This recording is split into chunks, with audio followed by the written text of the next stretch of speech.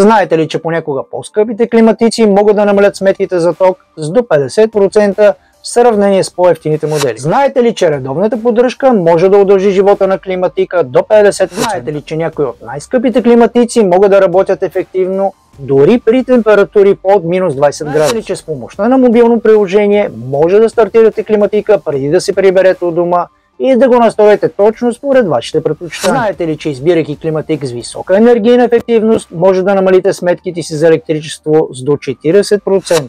Знаете ли, че правилното позициониране на климатика може да спести до 30% от енергийните разходи? Знаете ли, че правилният избор на климатик може да намали не само сметките ви за електроенергия, но и да удължи живота на уреда? Здравейте, уважаеми зрители! Вие сте с канала Електростар, където се потапяме в светът на електротехниката и технологиите. Днес ще разгледаме една изключително актуална тема – климатиците. Ще ви покажа различните видове климатици и техните предимства и недостатъци, както и как да изберете най-подходящото решение за вашия дом или офис.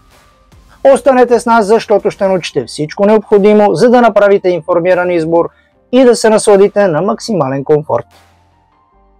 Когато става въпрос за климатизация, изборът на правилния тип климатик може да бъде предизвикателство, но не се притеснявайте. В тази част ще разгледаме най-популярните видове климатици, за да изберете кой е най-подходящият за вашето пространство. Сплит системи. Това са може би най-разпространените климатици, които се състоят от вътрешно и външно тяло.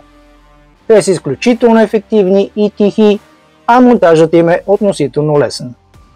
Ще ви покажем как да изберете правилния модел според размера на помещението ви. Multi-Split системи. Ако имате нужда да охлаждате или отоплявате няколко стаи с един външен блок, Multi-Split системите са идеалното решение. Ще разкрием тънкостите при тяхната инсталация и предимствата им.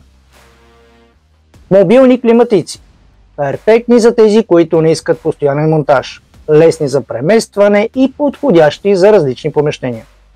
Ще ви покажем как да ги използвате оптимално. Централни климатици. За по-големи сгради и домове, където е нужно цялостно климатизиране. Ще разгледаме как работят и какви са предимствата им. Не пропускайте да разберете и кои са най-новите технологии в света на климатиците и как те могат да подобрят комфорта във вашия дом.